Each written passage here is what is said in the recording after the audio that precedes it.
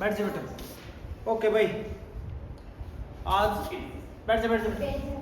आज काफी important topic है आपका ट्रांसक्रिप्शन।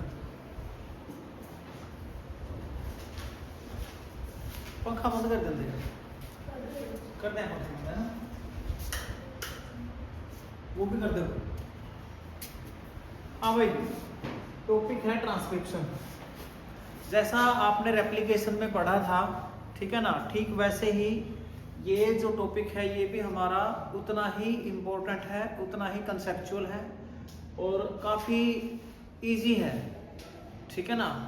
अगर समझने पे आओगे तो आसान है। तो ट्रांसक्रिप्शन सबसे पहले बताओ होता क्या है। जैसा आपने देखा था हमारे पास, हमने शुरू में एक बार सेंट्रल डोग्मा के बारे में देखा था। सेंट्रल डोग्मा में हमने देखा था कि डीएनए है, डीएनए से आरएनए है और आरएनए से फिर प्रोटीन है, ठीक है। डीएनए से दोबारा डीएनए की डुप्लीकेशन जब होती है उसको हमने नाम दिया था रेप्लिकेशन। क्या नाम दिया था? रेप्लिकेशन, जो हम डिटेल में कर चुके हैं। डीएनए से आरएनए में ट्रांसक्रिप्शन का हमने नाम दिया था। और अब हम क्या करते हैं, आरएनए से प्रोटीन जब बनता है तो उसको ट्रांसलेशन बोलते हैं। क्या बोलते हैं? ट्रांसलेशन। सेंट्रल डोग्मा की डेफिनेशन में हमने क्या बोला था? Flow of information. Flow of information from DNA to all living cells. अब ट्रांसक्रिप्शन में हम क्या करेंगे? जो ट्रांसक्रिप्शन है उसकी डेफिनेशन में हम क्या करेंगे? कॉपिंग ऑफ जेनेटिक इंफॉर्मेशन या flow of genetic information.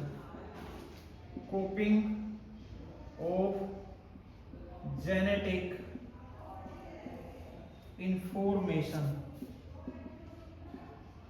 From one DNA strand. बड़ा ध्यान से समझना है इसको, है। One DNA strand to RNA is called transcription.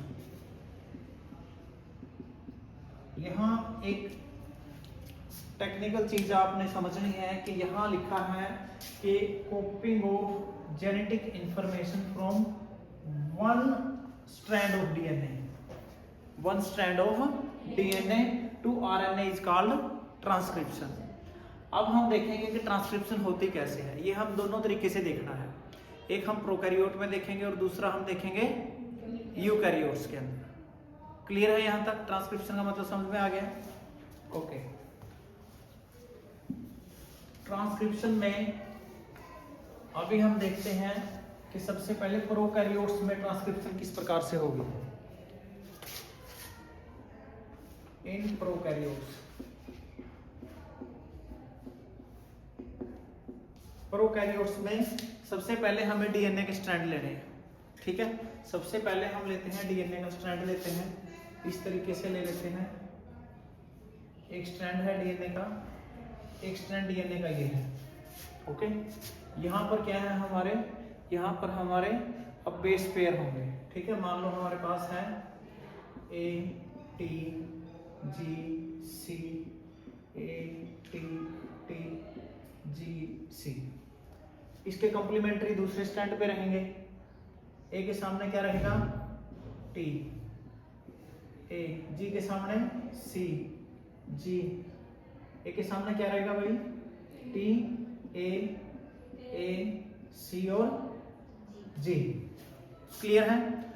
अब हमने क्या देखना है कि ये एक डीएनए का स्ट्रैंड है। मान लो ये क्या है? 5 प्राइम टू 3 है, तो ये आपका 3 प्राइम टू 5 प्राइम है, ठीक है। ये डीएनए के स्ट्रैंड हो गए। अब डीएनए के स्ट्रैंड, अब एक डीएनए का स्ट्रैंड क्या कर रहा है? इंफॉर्मेशन कॉपी किसको दे रहा है? आरएनए के स्ट्रैंड को। मान लो कि यहाँ पर ये जो डीएनए का स्ट्रैंड है ये यहाँ पर क्या बनाता है? एक आरएनए का स्ट्रैंड बनाता है। और यहाँ पर ये जो डीएनए का स्ट्रैंड है ये भी एक आरएनए का स्ट्रैंड अगर बनाए तो अब यहाँ पर क्या होगा? यहाँ पर ए के कॉम्प्लीमेंट्री क्या आएगा? टी आता अगर डीएनए का स्ट्रैंड होता, ये तो आरएनए का स्ट्रैंड बन रहा है। You, A, C, ji, you, ए, सी और जी। ठीक है, ये हो गया आपका 3 to 5। अब इसका कॉम्प्लीमेंट्री क्या आएगा, ए, और यूरेसिल का ए आएगा, ए का कॉम्प्लीमेंट्री क्या आएगा, यू। यहां पर क्या आया, जी, सी, ए, यू, यू, जी और सी। अब ये आपका 3 to 5 है, तो ये आपका 5 to 3 हो गया। अब यहां पर जैसा हमने डेफिनेशन में देखा था, तो क्या देखा था कि भाई 1 डीएनए स्ट्रैंड जो है अपनी इंफॉर्मेशन पास आउट करता है। अगर मान लो दोनों ही स्ट्रैंड डीएनए के अलग अलग स्ट्रैंड बनाएंगे, तो इसका मतलब क्या हो जाएगा, इसका मतलब हो जाएगा कि आरएनए डबल स्ट्रैंडेड हो जाएगा, और आरएनए डबल स्ट्रैंडेड नहीं है। अगर आरएनए डबल स्ट्रैंडेड होगा तो it never code for any protein, that's why only single strand of DNA makes the strand of RNA. समझ आई बात? तो यहां पर हम क्या लिख सकते हैं, यहां पर हमें लिखना पड़ेगा only single strand of DNA makes RNA strand if both the strands of DNA makes strands,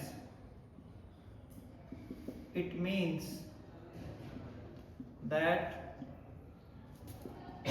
RNA become double stranded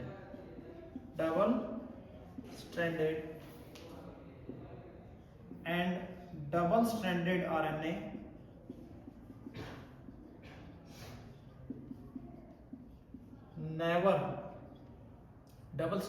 RNA never code for any protein। इसका मतलब क्या है कि हमेशा डीएनए का एक ही स्ट्रैंड क्या करेगा, आरएनए बनाएगा। समझ आई इतनी बात? अब यहां पर आरएनए भी कौन सा बनाना है, इसने एमआरएनए बनाना है, क्योंकि एमआरएनए से ही क्या बनेगा, प्रोटीन बनेगा, ट्रांसलेशन होगी। ओके, तो अभी हम देखते हैं प्रोकैरियोट्स के अंदर किस प्रकार से आपका ट्रांसक्रिप्शन हो रही है। ये लिख लिया, साफ कर दें। अब मान लो कि हमारे पास क्या है, इस प्रकार से भाई डीएनए है, इस प्रकार से डीएनए है, ठीक है। अब यहां पर हमारे पास 3 यूनिट होंगी। कितनी यूनिट होंगी, 3 यूनिट होंगी। पहली है हमारे पास प्रोमोटर यूनिट, दूसरी हमारे पास इलोंगेशन यूनिट, और तीसरी हमारे पास क्या है, टर्मिनेटर यूनिट।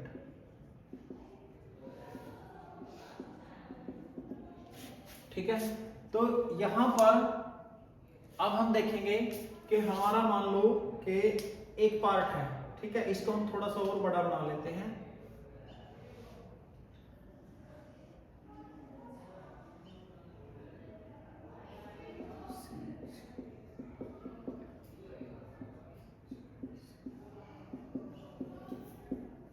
तो इसमें बेटा ये 3 यूनिट हमारे पास है। पहली यूनिट हमारे पास क्या है, प्रोमोटर है, ठीक है। ये जो यूनिट है हमने इसको नाम दे दिया प्रोमोटर यूनिट। जो दूसरी यूनिट है हमारे पास,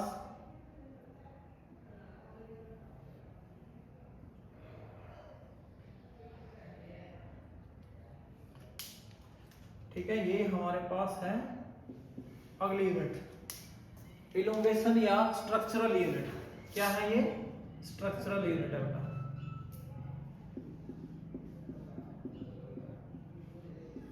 ठीक है, ये है स्ट्रक्चरल यूनिट।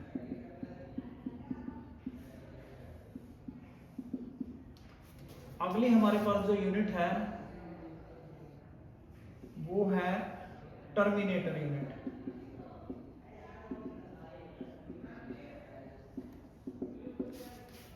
समझ आई बात? अब जो प्रोमोटर यूनिट है उसमें क्या होगा, स्टार्टिंग होगी, ठीक है ना, ये स्टार्ट करेगा, यहाँ पर इलोंगेशन होगी और यहाँ पर क्या होगी, एंड होगा, ठीक है ना। अब सबसे पहले इसमें जो एंजाइम चाहिए हमें, एंजाइम कौन सा चाहिए इसमें चाहिए आरएनए पॉलीमरेज। ये एंजाइम क्या करेगा, 5 प्राइम टू 3 प्राइम काम करेगा, 5 प्राइम टू 3 प्राइम। अब यहां पर हमारे पास क्या है, जो यहां पर हमने लिखा 3 प्राइम टू 5 प्राइम स्ट्रैंड है, ये हमारे पास 5 प्राइम टू 3 प्राइम स्ट्रैंड है। ध्यान से समझो, सबसे पहले आरएनए पॉलीमरेज आएगा। आरएनए पॉलीमरेज को हम थोड़ा सा इस प्रकार से दिखा सकते हैं, ठीक है भाई। ये मान लो हमारे पास क्या है, आरएनए पॉलीमरेज है, ये एंजाइम है। अब ये आरएनए पॉलीमरेज यहां पर है, ठीक है, इस प्रकार से। अब जैसे ये यहां पर प्रोमोटर यूनिट के अंदर एंटर करेगा तो इसको एक प्रोटीन की जरूरत पड़ेगी, उस प्रोटीन का नाम है सिग्मा फैक्टर। क्या नाम है, सिग्मा फैक्टर, ठीक है ना। तो यहां पर आरएनए पॉलीमरेज जो है, आरएनए पॉलीमरेज जो है needs sigma factor a protein to enter into promoter unit. तो ये सिग्मा फैक्टर क्या है, इसको हम मान लेते हैं इस प्रकार से, भाई ये सिग्मा फैक्टर है। तो यहां पर अब ये क्या है, इस प्रकार से एक सिग्मा फैक्टर है जो आरएनए के साथ जुड़ा। अब यहां पर ये सिग्मा फैक्टर जो है, ये लो भाई, ये आरएनए प्राइमर आया, साथ में सिग्मा फैक्टर लेके आया, क्लियर है। अब यहां से RNA polymerase release sigma factor before entering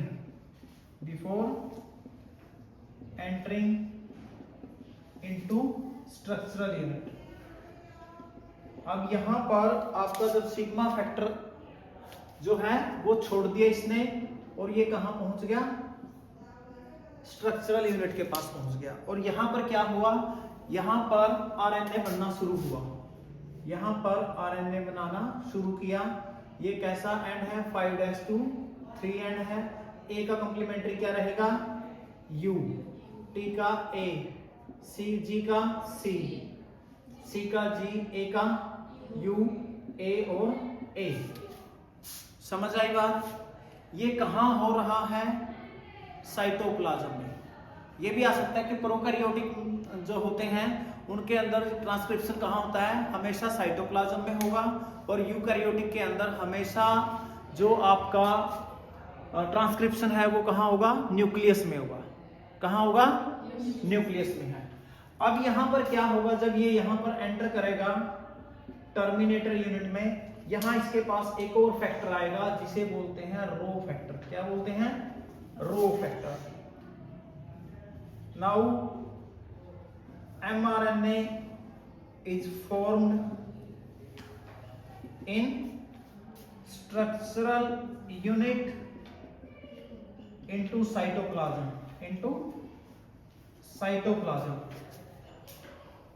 and then RNA polymerase enzyme bind with rho factor, RHO, rho factor, and enter into terminator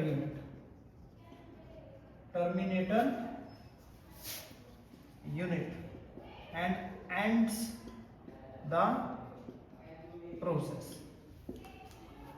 ये है भाई प्रोकैरियोट के अंदर हमारा ट्रांसक्रिप्शन। एक बार फिर से समझो आसान भाषा में, हमारे पास क्या है, डीएनए के स्ट्रैंड हैं, ठीक है। इनको हमने 3 यूनिट में बांटा, प्रोमोटर, स्ट्रक्चरल और टर्मिनेटर यूनिट, सही है। तो प्रोमोटर में स्टार्ट होती है, ठीक है। स्ट्रक्चरल के अंदर इलोंगेशन होगी, प्रोग्रेस होगी, टर्मिनेटर के अंदर एंड अप हो जाएगा, एंजाइम होगा, आरएनए पॉलीमरेज, कंडीशन सेम रहेगी, 5' to 3' ही काम करेगा, समझ आया।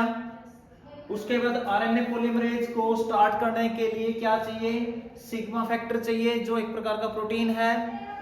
ये यहां पर एंटर किया, लेकिन जैसे ये स्ट्रक्चरल यूनिट में जाएगा तो क्या करेगा, अपना सिग्मा फैक्टर रिलीज करके जाएगा और वहां पर 5' to 3' क्या करेगा, आपका एमआरएनए फॉर्मेशन करेगा। उसके बाद ये एंड यूनिट में जब जाता है, टर्मिनेटर यूनिट में, तो रो फैक्टर के साथ बाइंड होता है और उसके बाद ये प्रोसेस को एंड कर देता है। ये प्रोसेस कहां हो रही है, हमेशा याद रखना है कि प्रोकैरियोट्स के अंदर ये साइटोप्लाज्म में होगी।